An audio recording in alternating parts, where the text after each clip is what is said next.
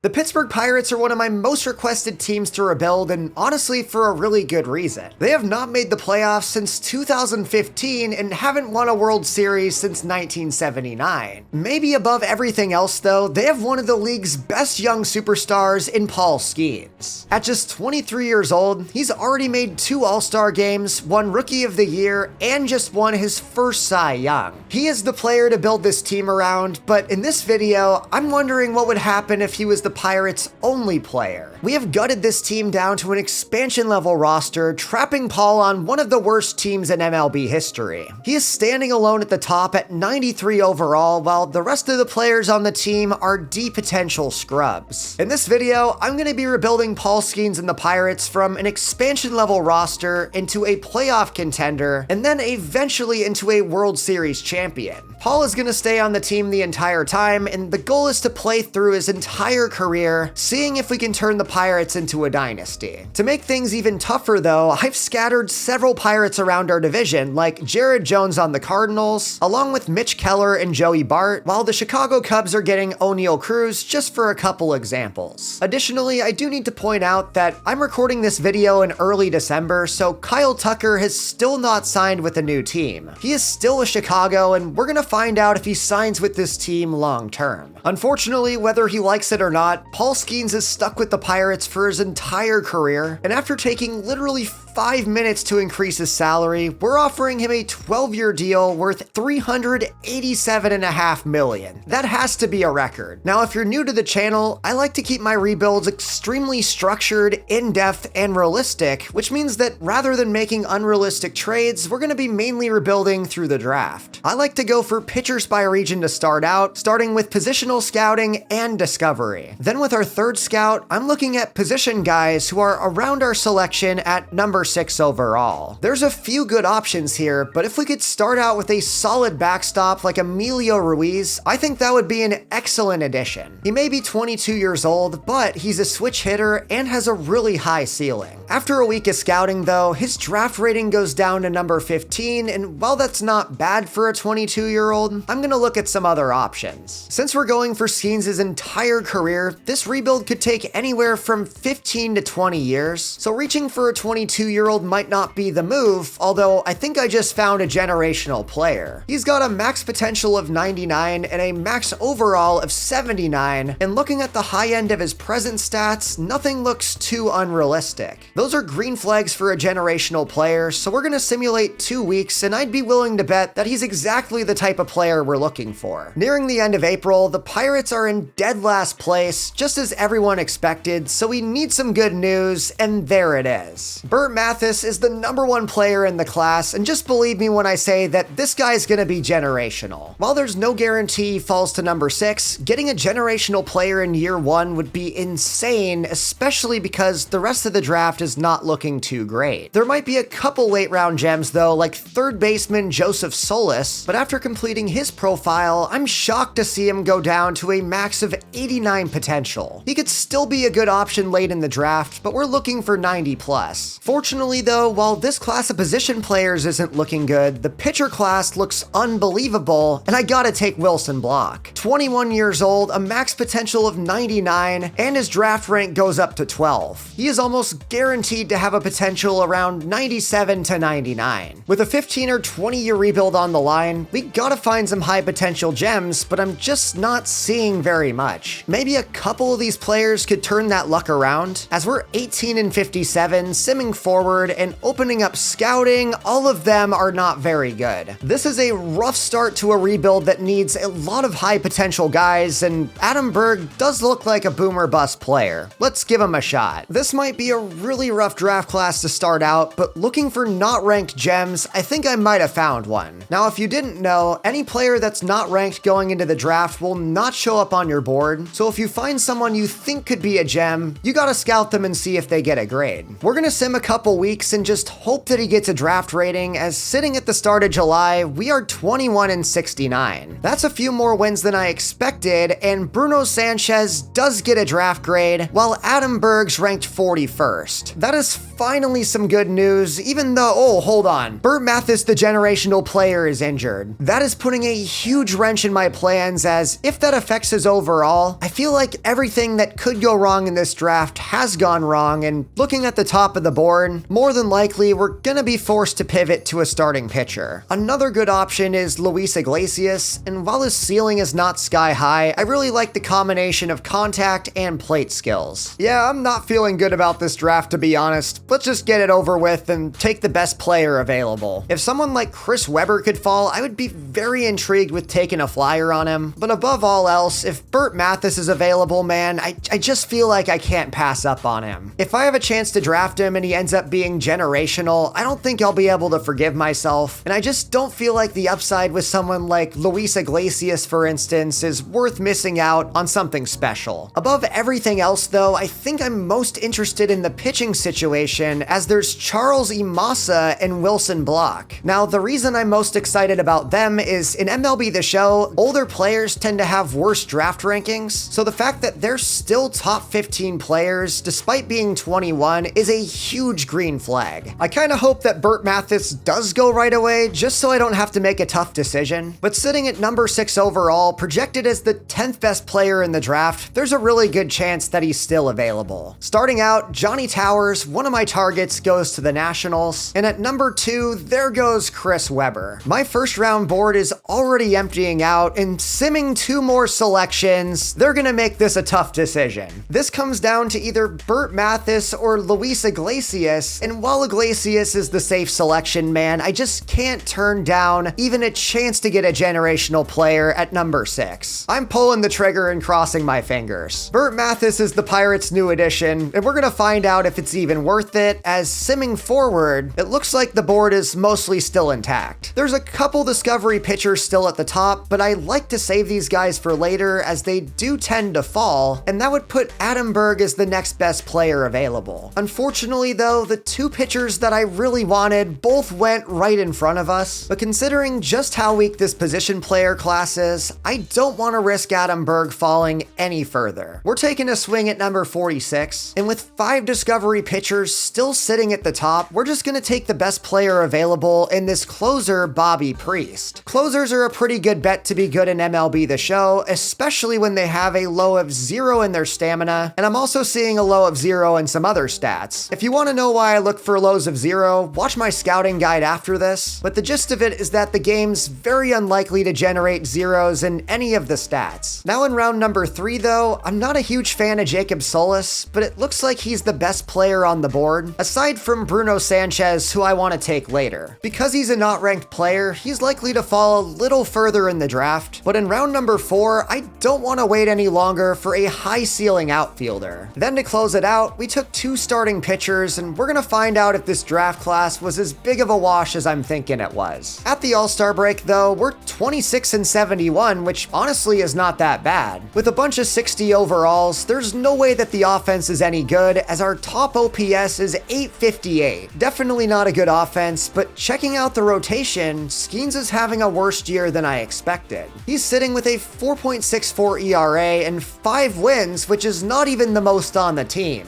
This random 24-year-old named Isaac Coffey's just getting better run support, and Skenes cannot be happy about that. Paul's gonna miss the All-Star game for the first time of his career, so there's not really much more to say about this season. Let's check out the draft class, where I am praying that Burt Mathis is good. I've never seen a generational talent get impacted by injury, and I still haven't. I know we've got Paul Skenes, but we might have just found a new face of the franchise in Burt Mathis. He could be a Connor Griffin level talent and should be at the big league club as soon as we can get him there. Scrolling through the rest of the draft, though, Joseph Solis is unfortunately a bust, which we kind of expected, but as for the rest of the players, it doesn't seem we did that bad. Berg is coming in at 89 potential and 54 overall, which definitely isn't bad, but I was hoping for a little bit better. We also got Bobby Priest, which I guess is ironic because I just said I was praying for Burt Mathis. He's hopefully going to turn into our lockdown closer at 60 69 overall, and while Solis is a disappointment, Bruno Sanchez and Kevin Alacio are 90+ players to close it out. While I feel like we made the most out of a bad draft class, I do want to look at the upsets, and Wilson Block,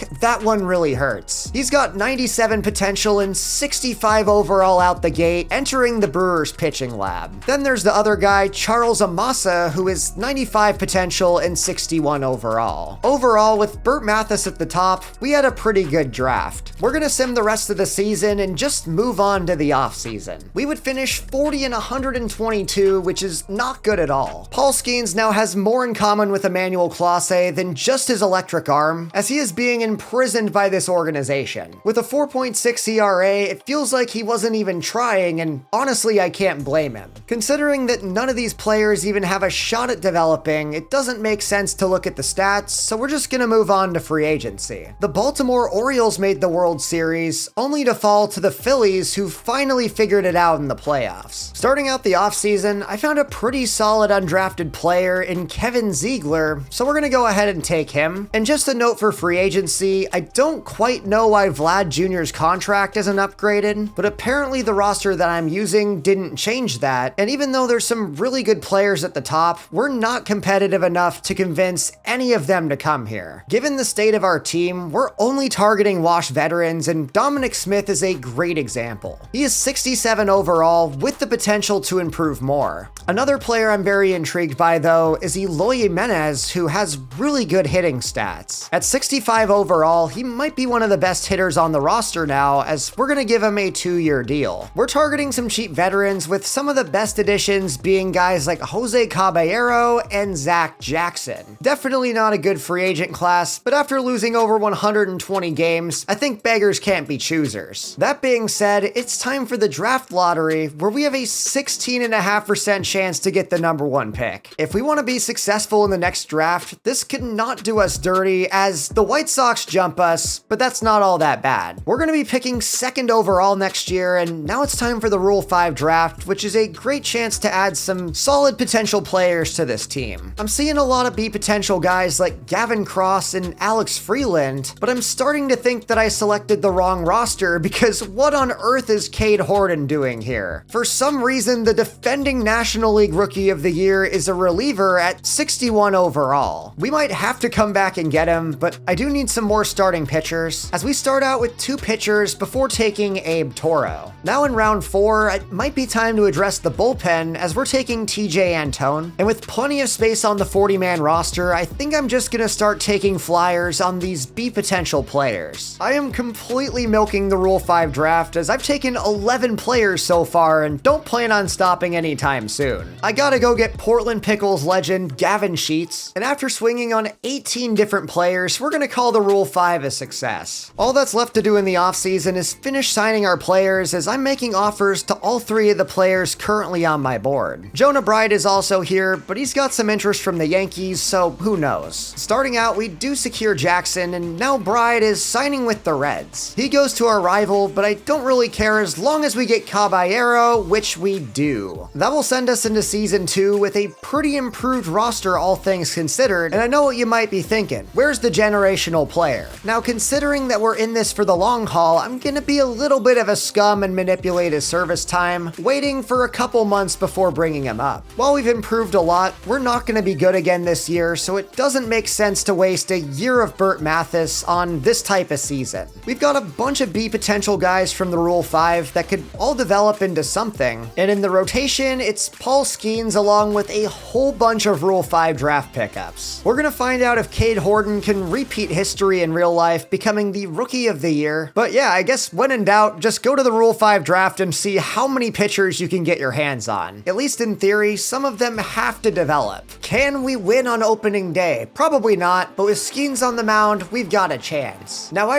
really want to see him make the Hall of Fame, but in order to do that, he's gonna need a bounce back season and gives up a double right off the bat to Bobby Witt. Not a good start, as the Royals have Kyle Schwarber, and he grounds out to end the inning. Now, the offense is gonna be the big question mark here, as we did improve significantly, but let's just say I'm not feeling confident about someone like Toro batting 3rd. Right as I say that, though, Toro gets on base, so maybe we can do something. Full count to Haniger, fastball popped up the other either way. So far, a pretty slow start, but Paul Skenes is gonna eat these flyouts, and honestly, as long as he's locked in, we still got a chance in this game. Unfortunately for Paul, the number of wins you have is one of the variables used to calculate Cy Young, so as long as his team sucks, it's gonna be tough to win another. He's still rocking in the 6th though, although the offense isn't doing anything. Paul has gone a shutout 7 innings, and with 2 guys on, he's trying to lock in, and he does. It's gonna come down to the bullpens, and that was right down the middle, but again, a flyout. I do not trust our bullpen at all. We've got Dylan Coleman in the game, and actually he kinda cooked. With only 1 hit on the game though, there's the first run given up by Antone. And simming forward, this man is not our closer. Despite 7 scoreless innings from Paul Skenes, we collapsed in the 9th and lose this one 4-0. As you normally see, Paul Skenes was the best player on the field, giving up 3 hits and striking out 7, but unfortunately the offense just struck out a whole lot more. You know the meme where there's a Ferrari in the middle of the hood? Well, that's Paul Skenes right now, and honestly I feel for him. All he can do is continue to try to turn this team around as we're going into scouting with the number 2 overall pick. And after starting the franchise with a generational talent, I'm curious if we can find another one, as looking through the top 10, I'm not seeing what I'm looking for early on. Johnny Collado could be okay, and same with Marco Montanez. Wait a second, because with pretty balanced ratings, he might be the guy. Imagine if we started the franchise with 2 generational talents in a row. We could be on a fast track to turning this around, and I don't even want to play these games. I just want to find out if Montanez is that dude. Simming to April 19th, the moment of truth, and bang! Number 1 in the class, Marco Montanez is going to be generational. That is a heck of a pull in season number 2, and with the number 2 pick, we just gotta hope that he falls 1 selection. Just in case we don't get him, we do have to keep scouting, and I actually really like Johnny Collado. We're trying to address the center field either way, as Collado's pretty fast. Simming the rest of the month, I'm curious if we can win a series, as we're taking on Washington, winning 2 out of 3. That will take us to 10-23 at the start of May, as simulating 1 more day, we can check out Collado, who looks like he's gonna be a sure thing. He's the number 5 player in the class and looks to have a high ceiling and a high floor at center field. Obviously, we're hoping for Montanez, but Collado would not be a bad backup. Now for the rest of the class though, I'm hoping for a few more late round gems than last year, and this first baseman might be a beast. He's got a max potential of 99 and single digit lows in all of his present stats. We're gonna scout him a couple weeks and see where he ends up as we win another series against one of our division rivals. We have beaten Milwaukee twice now, securing 4 wins against them on the season, and the first baseman does indeed go up. We're still really bad at 16-42, but it seems this draft class is a lot better, and Robert Vick is a gem. We have a lot of needs on this team, but right now infield might be the biggest, so I'm glad we're finding some draftable players. Whoa, Mason Miller's on the move, going from the Athletics to the Mets. With that deal, we are entering the draft where, of course, Marco Montanez is the target, but in the event that we don't get him, I'd be perfectly happy with Johnny Collado. Our last draft was a complete wash in the late rounds, so fortunately this time around, we're looking at a much better spot with several high potential position players who could be late round gems. Now remember, the White Sox jumped us for the number 1 pick, so if they go and take my guy, I'm gonna be pretty upset in season 2. With that being said, let's rip the band-aid off. White Sox on the board first. Who are they taking? It is Xavier Bautista. We got our guy. That is 2 drafts in a row that we're getting a generational talent, and at some point, they probably have to find another name for them. Generational means like every 10 years, but it seems we get a guy at least every other season. Marco Montanez, welcome to the squad. We might have made Paul Skenes even happier than Livy Dunn makes him, as Collado goes number 3. Now for the rest of the draft though, we can kinda coast and just take the best player available, as there's some really solid pitchers on the board like Kevin Plaza and Mario Carrasco, who should fall to our next selection. Along with that though, there's several guys who are discovery players, so we should have some options late in the class. We are simming to our second selection at number 38, and checking out the board, it looks like most of it's still intact. Carrasco's still on the board at number 38, but with 2 different selections in our next 3 picks, we have a really good chance to add a dynamic player, and this closing pitcher looks insane. Elton J's likely gonna have a high ceiling and high high floor, so we're taking him right here. Then right after that, we're immediately back on the clock at number 40, where I'm stuck between Carrasco along with Adrian Montero. While Carrasco is going to be a really good player and is the higher ranked option on the board, there's a lot of good pitchers available, and I feel like we have to prioritize position guys after what happened last year. Montero's joining the Pirates, and simming forward, Carrasco does go, but there's still some good options left on the board. The Discovery guys are falling, so we're once again going for Robert Vick to get another high ceiling position guy on the board, addressing the infield. Until the end of the draft, I think we're just going to take the best position guys available, going for a first baseman. Now in round 5, we're addressing starting pitchers with Johnny Franco. Then to close out the draft, why not double up with the number 20 ranked player on the board in Norm Jones? I'm feeling really confident about that draft as we're 34 and 63 at the break. After improving our team substantially in the offseason, I'm curious how we're doing, and checking out the offense, it looks like 67 overall Ben Gamel is our best player. He has had a really solid season, hitting 15 home runs and 50 RBIs, and after that, there's Alexander Canario and Mitch Haniger. The offense is still not great, with only a handful of players above 700 OPS. And going over to the rotation, Paul Skenes is putting up a 2.3 ERA with a 1.1 whip in a bounce-back type of season. Keep in mind that because MLB The Show starts out before the 2025 season, he has not won a Cy Young yet. That being said, he's looking to win his first at 21 years old, and we'll find out if he's in the race. Then after him, this rotation is not very good, but Darren McCacken's playing okay, with Adam Kloffenstein putting up a good ERA, but not a good whip. The bullpen has also been pretty up and down, as TJ Antone, our closer, is playing terribly, while other players like Luis Medina and Dylan Coleman are actually pretty serviceable. All things considered, we still have the worst rotation in the league, and Cade Horton is not going to become Rookie of the Year. I did my best to repeat history, but I think it's time for somebody else to fill in. Looking at All-Star voting, it looks like Paul's going to get back into the game, ranking 5th amongst National League pitchers, and of course after that, there's not going to be anybody. Also, because wins are counted in the Cy Young formula, I don't think Skenes is going to be here, and he's absolutely not. 14 and 2 Shota Imanaga leads the way. Simming through the deadline, it's apparently the year to acquire closers, as Duran's on the move to the Royals. That'll bring us into the start of August, where we're sitting at 36 and 76, but of course, the big story here is that we get to see our draft picks. For the second franchise in a row, we have drafted a generational talent. He actually comes in at 96 potential. That is really interesting to see, as with the archetype that Montanez is, I was expecting him to be 99. Nonetheless, cannot complain. We got the best player in the draft at number 2, and while Elton J falls a little shorter than I expected on the potential, he's still a 73 overall right out the gate. Then after that, we completed the outfield and also got 2 really solid infielders. At the bottom though, these starting pitchers were not as good as I was expecting, coming in at only 84 and 87 potential. With Paul needing some more help, we definitely have to address that in the future, but I still give this draft a solid A, maybe an A-.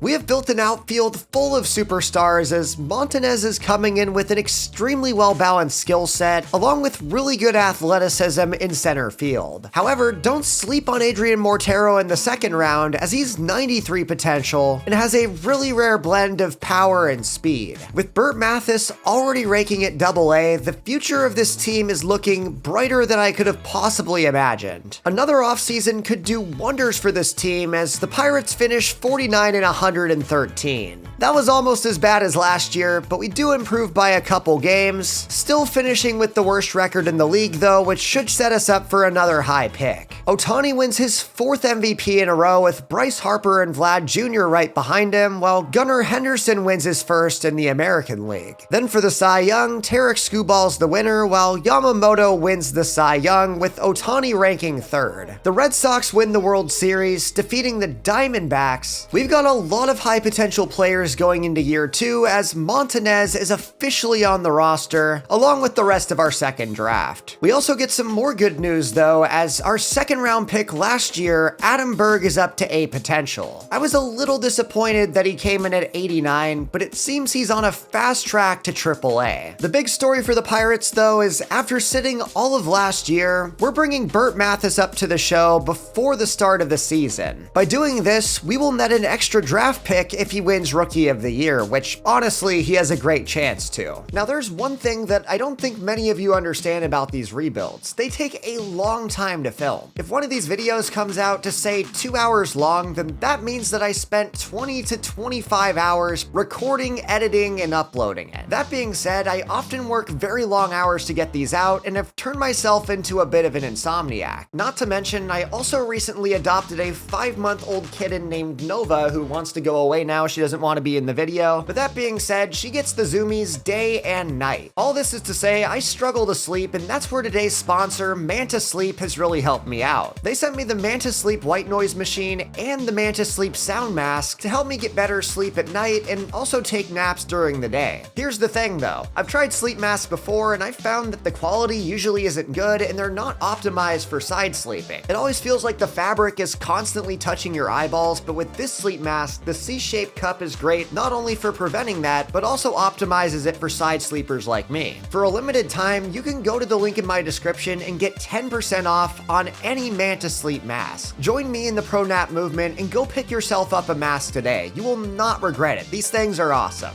Now in free agency, we've got some splash players at the top. Starting out, the two best lefty pitchers in baseball in Screwball and Crochet are just sitting here begging to be signed. They're gonna get massive deals that we can't afford, along with most of these guys sitting near the top. I would like to add another starting pitcher if possible, as we do have a lot of money, but just being real, what major free agent would want to sign with the Pirates? They just finished last 2 years in a row. I'm gonna throw Jack Flaherty on the board just to do it, but someone like fellow Tiger Casey Mize might be a little bit more realistic at 29 years old and 79 overall. Him and Luis Garcia are both going on the board, and honestly with that, instead of Flaherty, let's go after somebody else. I feel like we could spread the love to the position guys, especially as Paul needs a catcher to handle his balls. Ryan Jeffers is the top option, with guys like Tyler Stevenson also looking intriguing, but maybe the best option is to bring in Jake Rogers. He has B potential at 78 overall, so why not throw him on the board and give him a solid contract? Simming forward, Casey Mize is the first player we can offer a contract for, so we're gonna do exactly that. Since we're so bad though, I'm gonna have to give him more money than he wants for a few more years. That is the only way we're gonna convince him to sign here, and he's still not gonna do it. We're gonna try Luis Garcia instead, going after a slightly higher ceiling player, offering him the same deal just to see if he bites. Also, with Jake Rogers sitting here, why not give him a 2-year deal worth a little over $17 million? The decision's coming in on Garcia, and we do land him. That is our first big signing of the video, and going around the rest of the league, the Rangers win the Crochet sweepstakes, while the division rival Brewers get Shane Bieber and the Reds get Ryan Jeffers. I did see that Screwball signed, although I missed the team that he signed with. The Rangers got both of them. I can't believe what I'm seeing is the Texas Rangers get the two best lefties in the game, and all I can say is us lefties need to stick together. That makes our signing of Garcia look weak, although we do get Jake Rogers as well. With that out of the way, we're going straight into the draft lottery, where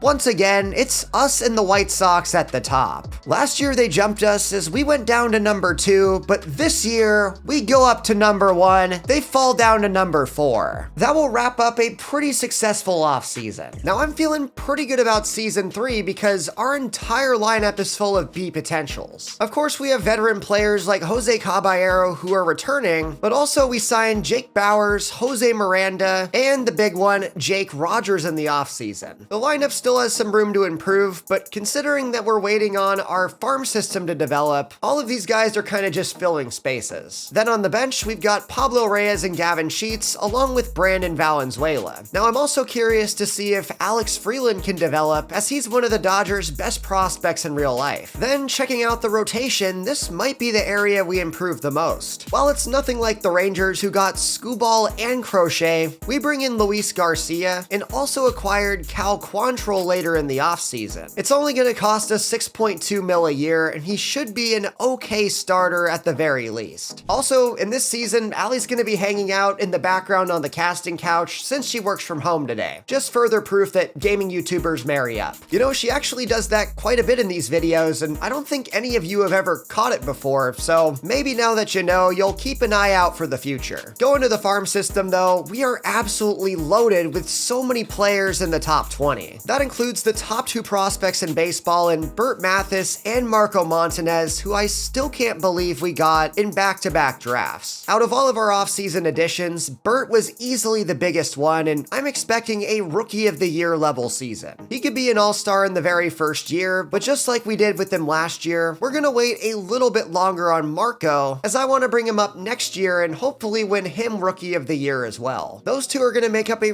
really solid outfield for the future, but we also gotta talk about the third guy, Adrian Mortero. He was drafted with our 2nd round selection and at 59 overall with A potential. The powerful left-handed bat might be the most intriguing player in the farm aside from the top 2 guys. Very excited about his future to see what he can do, but another guy who could come up this year is Bobby Priest. This bullpen is anything but settled, as our only addition in the offseason was taking Michael Kopech in the Rule 5 draft, but all things considered, the closer spot is completely wide open. And before the season, we're looking at the waiver wire where Tyler Wells is here, and that's a really promising player. 77 overall and 32 years old is gonna slide right into our rotation, but I'm also going after Sir Anthony Dominguez. That is awesome. We got Paul on the mound in opening day, and he's not getting any help from this defense as 2 errors and a walk load the bases. We gotta start winning if we want to get him a Cy Young, as there's a sac fly to start the game. So not the worst start, but we still gotta see some offense. Here's the first career at bat of Burt Mathis though, and I'm excited for him. He's gonna be a stud, but faces a 1-2 count. Despite being a righty though, he does do his best work against right-handed pitchers. Gotta work back into this count, check swing, it's 3-2. The payoff pitch is on the way, he goes the other way, Corbin Carroll running that down, he's out. And I know that Paul's not gonna give up very many runs, but we still need to see some offense. Here is our new addition, catcher Jake Rogers, with a man on second base. He's got a full count with 2 outs, but we are still hitless against Corbin Burns. Now, Arizona is a good team in this universe, as I think they just lost the World Series, so beating them's gonna take more than Paul. We've got to break through Corbin Burns, but once again, nothing's dropping. Thankfully, Paul's holding it down, but there's still no hitting us in the 5th. Okay, but this is gonna be our best chance to score. 1 away and a runner now on third base. All we have to do to score this run is just hit it deep. We don't even have to get a hit, and that's not gonna be far enough, but the runner's taking off anyways, the throw is offline. Corbin Burns still has a no-hitter going, but we have tied the game at 1 apiece and finally break it up. Now that does make me wonder though, has a team ever had a no-hitter and lost the game? I truly don't know the answer. Regardless, we're gonna have a chance to start out the season beating the defending National League champs. Jake Bauers gets to a board, that nearly gets through. Pablo Reyes, please beat it out. He will. The bases are loaded for Caballero, and Joe Cowboy needs to do something. All we need is for something to drop. That's late, but can it get down? Corbin Carroll ends the inning. Definitely a choke by me, as O'Neill's gonna triple, and we get out of it. With a man on third, one of the only ways that could have happened is if we threw him out at home trying to tag up. That is a clutch defensive play, as Miranda gives us the lead. We've had the momentum ever since Burns got pulled, and now I'm begging the bullpen to not let us down. In the 9th inning, Zach Jackson to close it out. There's a double from Guerrero, and now we're in trouble. I forgot to mention that they signed Vladdy, and we really need this double play, but Carroll's gonna be too fast. Our lack of a legitimate closer is clearly hurting us, but there's a pop-up into center field, and we have knocked off one of the best teams in the league on opening day. Was it pretty? Absolutely not, but gotta give credit to Paul Skenes for holding us down, and the offense for breaking through at the right time. That's a 2-1 victory, and I feel bad for anyone who bet the over. Despite being hitless into the 5th inning, we actually secured 6 hits in this game, while Paul Skenes went 5 innings, giving up 1 run and striking out 7. Despite a great performance though, the win goes to Michael Kopech as we sweep the series in Luis Garcia's debut. That is a really nice start to the season as we get Sir Anthony Dominguez and Tyler Wells. We're plugging the 77 overall Wells into the 4th spot in our rotation, and with 99 clutch for Dominguez, I gotta make him our new closer over Zach Jackson. We're gonna find out if that makes a difference going into this series against San Diego, and after losing the first 2 games, they would go on to sweep us. Now we're facing Colorado though, so maybe a chance to win the series, and this game's gonna be close. Michael Kopech's on the mound, and we do secure the victory, bringing us into scouting with a 4-7 record. Now just a reminder to everybody that we have the number 1 pick in the draft, so just imagine if we found another generational player. At that point, they wouldn't even be generational anymore. Rondell Gibson could be that dude. Just imagine for a second that we get a third 99 potential outfielder. I don't know if the league could handle that. Rondell Gibson could be an offer. Is there anybody else? Here's Boone Biggs, who also looks to have a decent chance. By the way, I've gotten a couple comments from you guys saying that I say generational too much, and honestly, I don't know what else to say because that's literally what the game calls them. If MLB The Show wants me to stop saying generational, then maybe generate fewer generational players. Now, the biggest sign to me that Boone Biggs is gonna be good is look at the max of his present ratings. If he's 99 overall and 81 overall, the max rating that he's gonna have is 75, which is pretty realistic. Then on the other side, look at the low of his speed and the low of his stealing. Those are single-digit numbers, which the game is very unlikely to generate, so we're throwing him on the board and hoping for the best. I'm willing to bet that there's 2 99 potentials in this class, but before we can find out, we're jumping into a game against the Rockies that will decide the series. We are looking for the extra innings walk-off, and Burt Mathis scorched it right to second. I was really hoping the rookie could end it, but now with 2 outs, Jake Rogers ends the game. We have won a series against the Rockies, and I know it's Colorado, but I'll take whatever we can get. We are slowly but surely rebuilding the Pirates around Paul Skenes. That will bring our record to 5-7, which obviously isn't great, but the fact that we lost over 100 games 2 seasons in a row really puts things into perspective. Simming forward a couple weeks though, it's time to check on Boone Biggs, and as you normally see with generational players, he has a max of 99 potential after 2 weeks of scouting with an overall in the high 70s. I know I can't prove it, but I just want to promise you guys that I'm not resetting my draft classes until I find one of these players. I've been doing this a long time, and quite honestly, that doesn't sound very rewarding to me. Even if Rondell Gibson is also 99 potential, third base is the bigger need after drafting 2 outfielders in the first round 2 seasons in a row. That being said, our first round pick is fully set, and it's only week 3 of scouting. Now in this draft class, I really want to look at positions that we have not scouted so far, and one of them is catcher. Looking through the class, I'm not seeing a lot of candidates to be 90 plus potential gems, although there is one. While Michael Tillman's 21 years old, he has a max overall of 59, and that feels pretty reasonable. Just because of the gap between his max potential and max overall, I'd be willing to bet that his potential will be pretty high. There's always the chance that he absolutely flops, but scouting is honestly just a game of taking calculated risks. Simming forward though, as a 21-year-old, seeing his draft rating improve is a very encouraging sign. I am almost certainly gonna go after Michael Tillman, as he looks like the best catcher in the class. But now at first base, look at Henry Castillo. I'm seeing 2 lows of 0 in the present stats, and all of his maxes seem to be pretty reasonable for his overall. That said, he could be another 90 plus potential gem.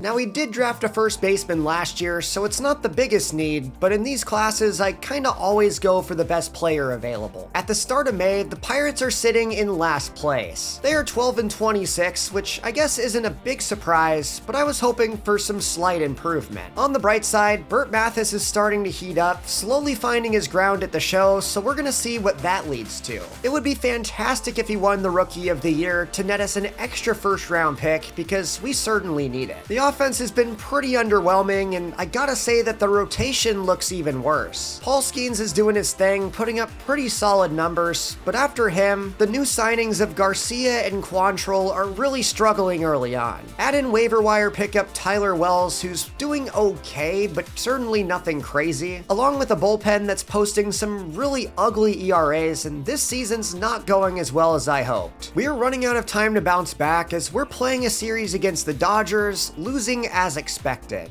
Going into June, it would only get worse for the Pirates, who are 18.5 games back, but at least on the scouting end of things, we found the 82nd ranked player. We have not drafted a shortstop since season number 1, so Alexi Santos is gonna go a little higher up on my board. Unless we start winning a lot of games, which clearly we're not, I think we're just gonna cut to the draft. Season number 3 might be a wash, but we're about to draft our 3rd generational talent in a row. Boone Biggs out of Puerto Rico, honestly with a name like that, I feel like it's impossible to not be good. Along with him though, this draft class is absolutely loaded with a bunch of draftable position guys at the very bottom. We've had success in the previous 2 drafts, but this one could be a whole new level. We are starting the draft where without a second to lose, we're making Boone Biggs our guy. We stay heavy on the offense, taking our 3rd offensive player in the 1st round in a row. Now simming to our next selection at number 41, I'm hoping that one of these 2 starting pitchers can fall because we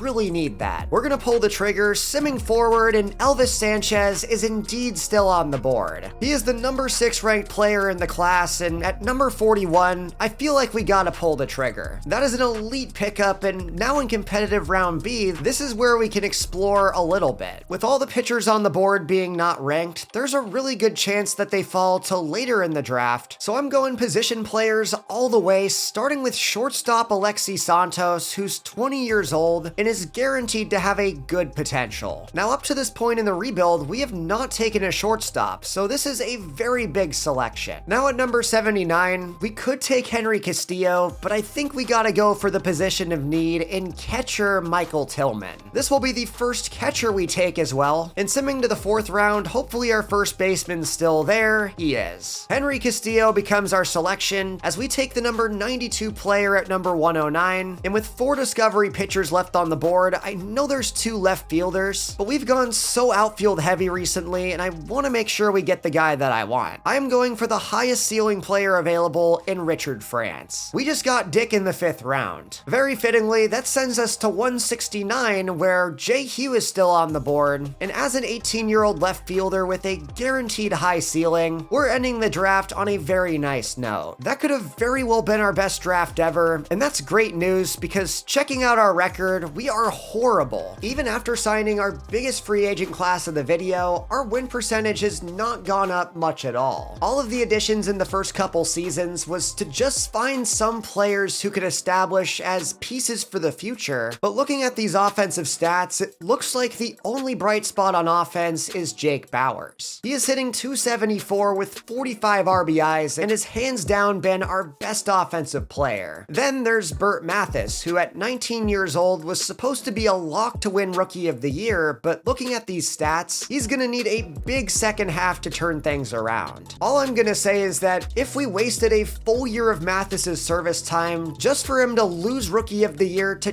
potential Tucker Flint, I think I might have a meltdown. Burt's gotta pick it up in the second half, and at the very least, all of his stats are progressing. Then, out of every area that we invested in during the offseason, pitcher was the biggest one, as we brought in Luis Garcia and Cal Quantrill. Those 2 guys have been okay, but definitely not what I was hoping for when I brought them in. The same thing can also be said for Tyler Wells, as Paul Skenes is having a good year, but at 7-6, he is not likely to win a Cy Young. At the rate that he's going, he might not even be on pace for the Hall of Fame, and that's the biggest challenge of the video. Fortunately though, he did make his 3rd All-Star game, marking the 3rd time he's made the award in his first 4 seasons. That should keep him on a Hall of Fame pace, and going through the rest of the players, I would not be surprised if we didn't have any representatives. Jake Bauers is pretty much our best chance, and as expected, he's not here. Going into the second half though, we start out with a sweep against the Blue Jays. That could be worth keeping an eye on, but immediately we see a big trade for James Wood right before we take on the Royals. One of the league's best young players is on the move, and I'm curious if the Nationals will do that in real life. It would be ironic if years later, after being included in the Juan Soto trade, he received a Juan Soto level package, but checking out our roster, we're pretty far from being able to make any move like that. At the rate we're going, we're not going to be realistic buyers at the deadline for a while, and also really don't have much to sell. Jake Bauers could be an option with the season he's having, but considering that he has 2 years left on his deal, I think I'm gonna hold off for the time being. That will send us into August, where we're sitting at 41-71, and while this season is once again a wash, I have a very good feeling about this draft class. We're looking at Boone Biggs on the screen, but here we go. Let's take a look. 99 potential, 81 overall. That is a future superstar star at the hot corner, and given our recent drafts, I think it's fair to say that this lineup is gonna be lethal for years to come. Boone Biggs is at the top, and Elvis Sanchez, despite being the number 7 player in true talent, seems to have been a little overrated. I was hoping for 95 potential, but the lefty comes in at 89 and 60 overall. Honestly, if I had checked the walks per 9, I probably wouldn't have taken him, but seeing that he was the best pitcher on the board, I felt like I had to at least take a chance. That is a little bit disappointing, especially because the Cubs got my backup option, Edgar Medrano, who is a lot better. He's got a higher walks per 9 and is 94 potential. Fair to say, I think we missed on Elvis Sanchez, but at least we made up for it with our next few selections. Alexi Santos is a 95 potential shortstop, while the catcher we drafted is also 90 plus. Additionally, while Sanchez was a little disappointing, we did get Richard France, who's 94 potential and 58 overall. That makes me feel a lot better, especially considering that our final selection was another 99 potential. I was not expecting Jehu to be that great, as he adds to a logjam in the outfield and gives us our second 99 potential. A little disappointed that Elvis Sanchez didn't give us the 90 potential sweep, but honestly, I feel like kind of a snob complaining. This draft rocked. Oh, and also, for those who were curious, there was a second generational talent in the draft, so that is 4 in 3 seasons. That is just a little ridiculous. It's pretty insane that we've given Paul Skenes 3 of them on the same team, and imagine if we get a 4th next year. I might have to integrate a rule where I'm not allowed to draft them just to stop this from getting out of hand. The biggest question for the rest of season 3 is, will Burt Mathis win Rookie of the Year? While he struggled a bit this season with a 243 average, it does look like he's starting to heat up entering September. Fortunately for him, there's not a lot of competition in the Rookie of the Year race, as he is indeed on top. Right now, he's got 10 more home runs than D potential Robert Calaz, so it seems he is gonna run away with it. However, we're not only competing with the Rockies for Rookie of the Year, but also for the worst record in the entire league. For a team that's been so bad over the first couple years of this rebuild, not finishing in last place might actually be a confidence boost, as to close things out, we're not a 100 loss team. Let's go. Now for the moment of truth though, we finished tied with the Rockies and technically a little bit ahead of them. It may not seem like much, but that's something worth celebrating to me, as Burt Mathis is your Rookie of the Year. All things considered, he's lucky the race wasn't more competitive, as Soto and Rooker won the MVPs, and Taj Bradley was your Cy Young winner. That is something I don't think I've seen in this game, as he's 87 overall, and the NL winner was just as weird. Aside from Mathis winning Rookie of the Year, none of our other players were even in contention for major awards, and in this timeline, Emmanuel Clase doesn't have to worry about dropping the soap. Instead, he wins his 3rd reliever of the year and is on a Hall of Fame pace as a closer. Checking out the stats, Jose Miranda led the team with 85 RBIs, but in first place for home runs was Burt Mathis. While he didn't have the season I was hoping for, he is up to 88 overall and did net us that very precious extra draft pick. Him and Jake Bowers made a pretty decent corner outfield tandem, and don't forget that we're adding to that next year with our generational center fielder. I know Pirates fans have been saying this for a very long time, but while the present's not looking good, their future is full of nothing but buried treasure. There were only 3 players on the offense with an OPS above 700, so we really need to get some new talent in the door. Then in the rotation, Paul Skenes finished with a 9-12 record, so the Pirates, even in this universe, apparently can't give him any run support. I'm really hoping that we can win him a Cy Young, but right now we're just losing way too many games. Garcia and Quantrill were pretty okay, along with Tyler Wells, but our best starter this year behind Skenes was Jacob Junis, who's listed as a reliever. Because of his 63 stamina though, I moved him to starting pitcher, where he actually played really well. As per usual, the bullpen was just not very good, so I'm anxious to move on to the offseason. We've got a lot to look forward to with electric young center fielder Marco Montanez on the way up, and hopefully we can attract some better free agents to play with him, Skenes, and Burt Mathis. Simming October, the Mariners are the World Series champs, beating the Diamondbacks, who have already lost twice in 3 years. That is a really good Mariners team that actually went out and signed Kyle Tucker and Jazz Chisholm Jr.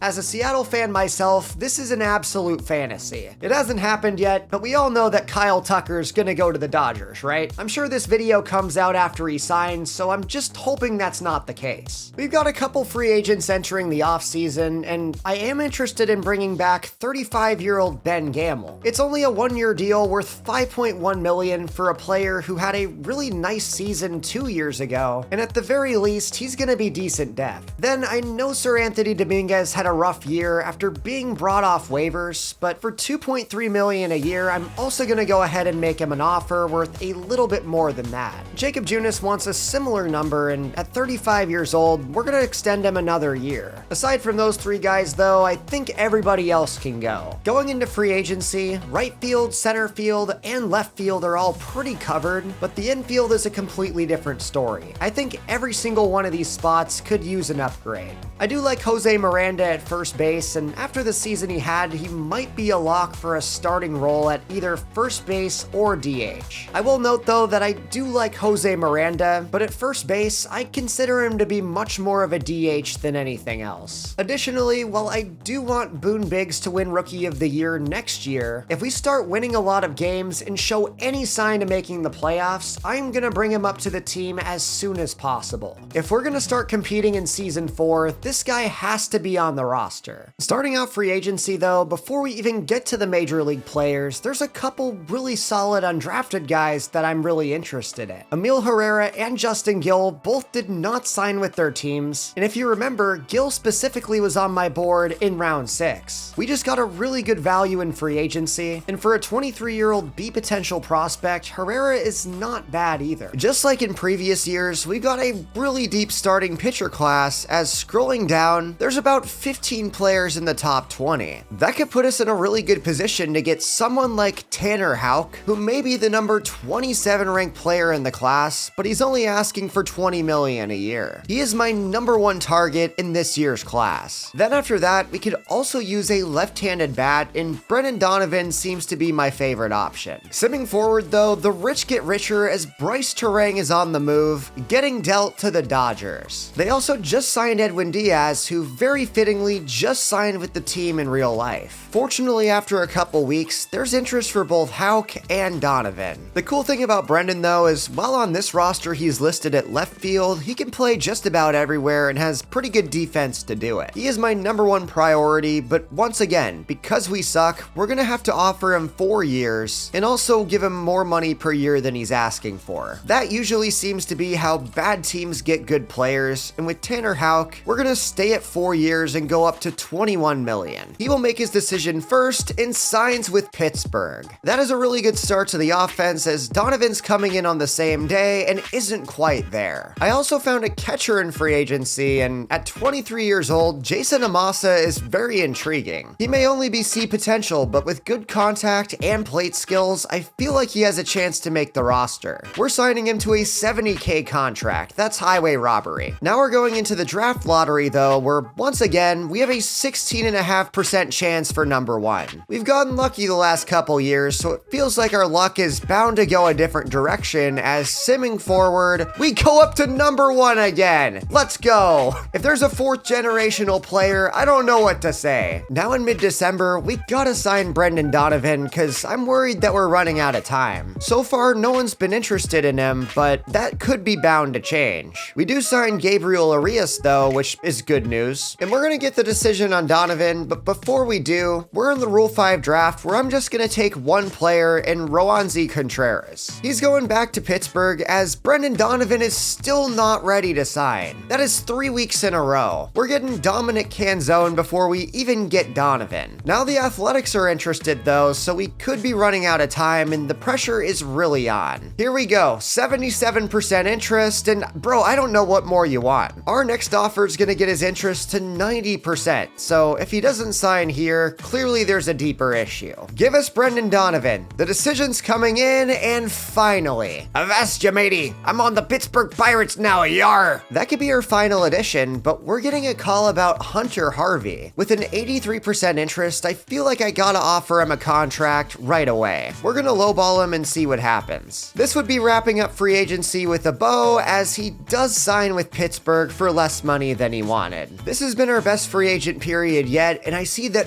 Ronnie Mauricio's here and nobody's really going after him. With an 86% interest to sign with Pittsburgh, we're gonna also lowball him and just hope for the best. No surprise here, he is going to Pittsburgh as well. That's gonna wrap it up as we get a couple of versatile infielders in Arias and Mauricio, along with two relievers in Hunter Harvey and Dustin May, who more than likely will become a starter, just like in real life. Clearly I'm using an old roster because he is not a reliever. Dominic Canzone is also a very intriguing option, replacing Ben Gamel, who decided not to re-sign. And then saving the best for last, Brendan Donovan and Tanner Houck are the biggest fish in the class. We've got to be the most improved team in baseball, not only signing all those free agents, but also bringing up former first-round pick Marco Montanez. At 78 overall and 19 years old, the dynamic center fielder's gonna start the season batting leadoff. Him and Burt Mathis are both future superstars, and I'm excited to see how they play on the same team, along with Brendan Donovan. Along with those three guys though, do not count out Jake Bowers and Miranda, as both of them had pretty solid seasons last year. They were bright spots on a 99-loss team, and we also brought in Dominic Canzone and Ronnie Mauricio to round out the lineup. Then of course, the rotation is also much improved, with Tanner Houck sliding in at number 2, and Dustin May being tested as our new 5-starter. Cal Quantrill slides in at long reliever, with Contreras and Hunter Harvey becoming new additions in the bullpen. Opening days against the Rockies, so a great chance to start out strong.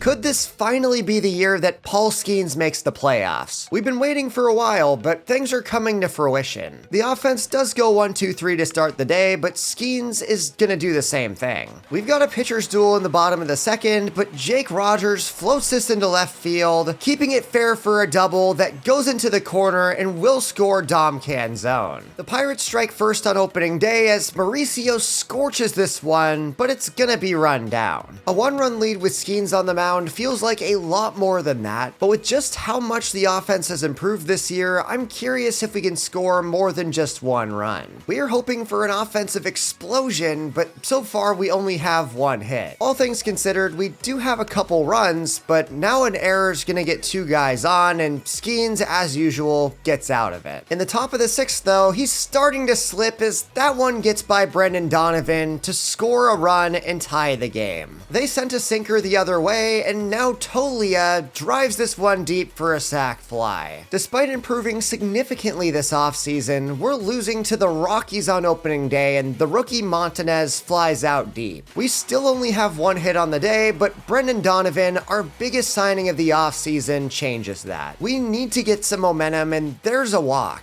There are 2 on with 2 outs for Miranda. That one's gonna get through, and we can't send that runner home. Just too big of a risk. That would load up the bases for Canzone, but instead of sticking him in against a lefty, we're putting in Eloy Jimenez. This is the biggest moment of the game as the bases are loaded up. He sends this into left field, but just didn't get enough on it. Colorado has once again shut us down, and now it's gonna come down to the bullpens. We are running out of time in the bottom of the 7th, but Montanez, the rookie, sends this into left center field, and his first career hit comes at the best possible time. That is an RBI triple for the youngster. That is what we've been waiting for as Brendan Donovan slaps him home, and after leaving so many runs on the board in this game, we have taken the momentum right back. We're in the 9th inning, looking to close them out with Michael Kopech, and after 2 outs, we get out of this one alive. It definitely wasn't pretty, but a big game from Skenes and from the rookie Marco Montanez propels us to victory. The Pirates win 3-2, but this will be a 3-game series, so I'm interested to see what happens. We win the 2nd and lose the 3rd. That will send us to 2-1 as we're just gonna simulate the rest of this month, sweeping the Angels, and then getting swept by the Cardinals. It's gonna take some time for this team to gel, but now my big question is there a generational player in this class? There were 99 potential players in 3 drafts in a row, including 2 last year, so all things considered, I'm curious to see if that happens again. Looking through these prospects though, nothing's really catching my eye, but I will say that the consensus #1 player, Chad Cannon, looks pretty good. He's a middle infielder, which is definitely a need of ours, and with a max potential of 99 and a max overall of 75, he could be right in that range of the previous 3 guys we've drafted. Maybe not to the same level, but with 3 first-round picks, we have a chance to make a real splash picking #1. 1. He is the first player we're looking at, and as always, we're gonna take a look at pitchers by region. Unlike in previous seasons though, we have a chance to actually win something this year, winning a series against the Rockies, but for the rest of April, we've got about 5 tough series coming up. Amazingly, we sweep the Cubs with a 12-1 victory in the final game, and are trying to do the same thing against the Astros, but Kopech blows it. A blown save stops us from winning another series, and now the Yankees beat us in a close one as we split the first 2 games. Checking out the scouting report on Cannon though, he is the #1 player in the class, and as it stands, I would be perfectly fine drafting him at #1. Then after him though, it seems to be a pretty nice second base class, as we're taking a look at Ford Henderson, who looks extremely promising. He was also born in the best state in the country, so I can't really say much more than that. We're sitting at 13-8, but lose a series against the Yankees, and now the Phillies are our next opponent, but we win the first game and the second one. That is not the start I expected, as we sweep this series and are currently on top of the NL Central at 16-9. We have started the season out on fire, and we're going to extras, or at least that's what I thought. Where on earth is our first baseman throwing that ball? Jake Bauers just yeeted it over the pitcher's head, and now we gotta face Tatis, but he strikes out. We narrowly avoid disaster, and now are in extra innings in our first game of this series. However, we're in a rough spot after 2 walks. Hernandez is trying to get out of this, and with an 0-2 count, we're gonna hit Rosario, and that's a walk-off hit by pitch. That is an embarrassing way to end a game. Hernandez lost control of his slider, and that's how we go down. That feels like something the Pirates would do at first place in the division, but fortunately there's still a game above the Reds. They happen to be our next opponent, as we do rally against San Diego, making this one extremely important, and we're off to a bad start. They have taken the division lead as we win the next game, and it's all gonna come down to this. 2 more wins puts us back on top, and we split the series. That puts us in a really good spot at the end of April, as Ford Henderson's the #6 player in the class. We're off to a really good start in the middle infield, scouting 2 guys in the top 6, and now we're moving on to scouting central starting pitchers. That's a really good start, but let's keep the momentum going.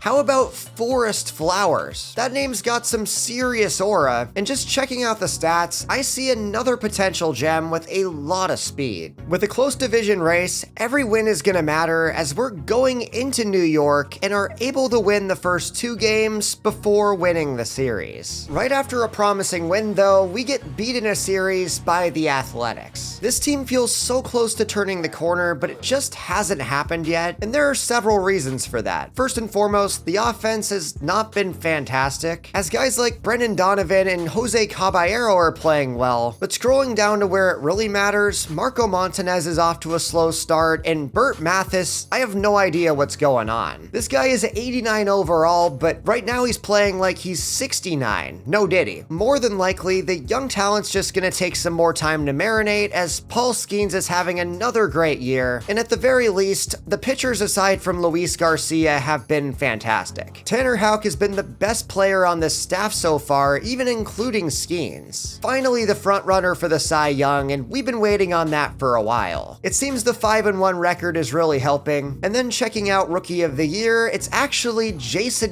Massa, our backup catcher, in second place. The bottom line is we need Marco Montanez to figure it out, because getting beat out for Rookie of the Year by a backup catcher we signed in free agency would just be embarrassing. As the year goes on, it's going to be extremely tempting to bring up baseball's #1 prospect, Boone Biggs, who's not putting up the best numbers in AAA, but with 99 potential, already at 82 overall, he's without a doubt our third baseman of the future. Making the playoffs this year is going to be more important to me than potentially getting an extra draft pick, and halfway into May, the Reds are sitting a game and a half above us. Looking at scouting though, Forest Flowers is another gem, and while the potential might not be super high, it's still probably going to be in the 90s, and he could be a high floor player right out the gate. That is certainly something to keep an eye on, as we're continuing to scout later round prospects as we go along. After winning a series against the Royals, we're facing the Cubs and the Brewers, who are both in our division. Starting out, we beat the Cubs for the second time this season and split the first 2 games against Milwaukee. This final game could put us back in first place, and we win 21-1. That is an offensive explosion, and we gotta check out this box score as Jose Caballero continues a great season. In addition to that, Marco Montanez hit a grand slam, and it was a multi-hit game for Burt Mathis. There were plenty of hits to go around as Tyler Wells gets the win on the mound. Sure enough, that's gonna put us in first place in our division as we find another gem in Demetrius Lincoln. 80 to 95 potential and the number 73 ranked player in the class. This is a big final game as simming forward, we lose the series, but do win out with a series win against the Cardinals. That puts us at 37 and 26 as we're still tied with the Reds. Unfortunately though, we gotta take on the Dodgers and this is not a series we're gonna win. Simming forward though, we've got a big trade. Johnny Cueto, who if you remember was my backup target in last year's draft, has been traded to the Yankees for a bag of chips. It's kinda strange giving up a 19-year-old future superstar center fielder for a decent starting pitcher prospect at best. That will take us to the Cincinnati series, which we have to win, starting out with a Game 1 victory. This is without a doubt the biggest series of the year, so naturally we gotta jump into it and just see how we do. Luis Garcia's on the mound, gives up a triple, but does keep it scoreless, as neither offense has done much of anything so far, but there's two guys on.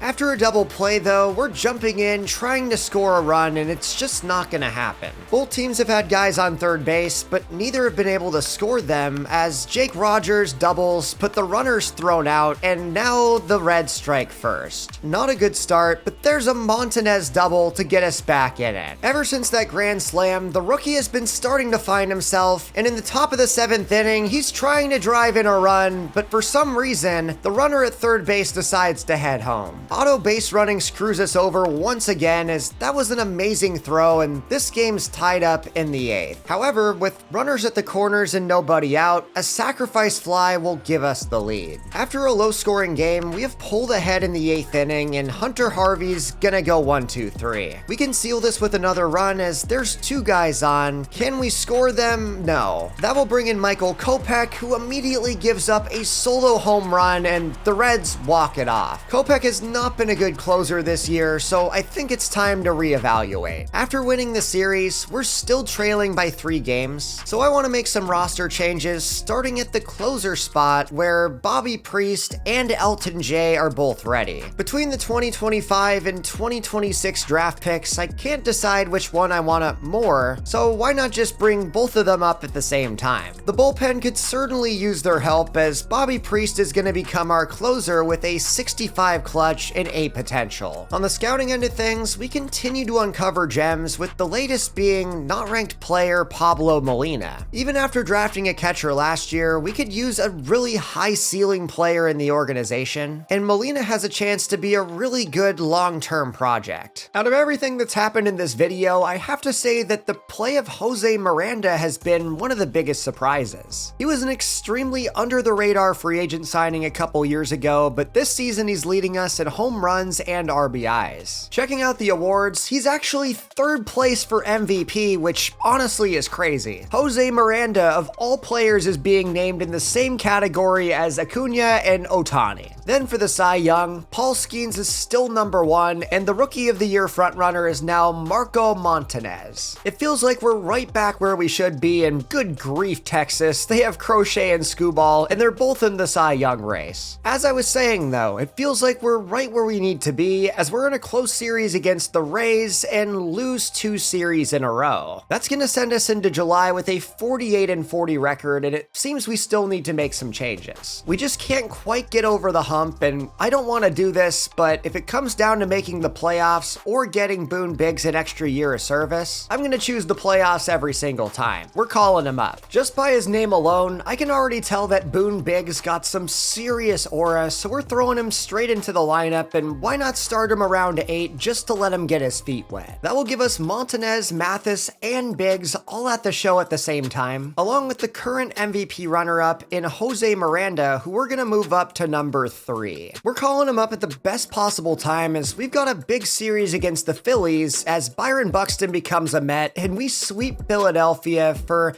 I think the second time this season. Sure enough, we did bust out the brooms against them in April, so apparently we just have their number. We have one more series before the break, but of course now it's time for the draft. This will likely be the last time that we ever have the number 1 overall pick, so we're trying to make it count, taking Chad Cannon at the top. He is the number 1 player in the class, and after that, we have 2 more first round picks at 31 and 37. There's a very good chance that this could be our best draft ever with a great combination of high ceiling and high floor players. We've also got plenty of late round gems like discovery pitchers and not ranked position guys who could bolster a farm system that already has 17 top 100 guys. We're jumping straight into this draft, taking the player that we've wanted since week 1 in Chad Cannon. He's a contact first second baseman that's gonna fill in nicely with our previous 3 first rounders. He's a player who has a high ceiling but could also be up at the show right away, and one of my favorite targets later in the round goes at number 2.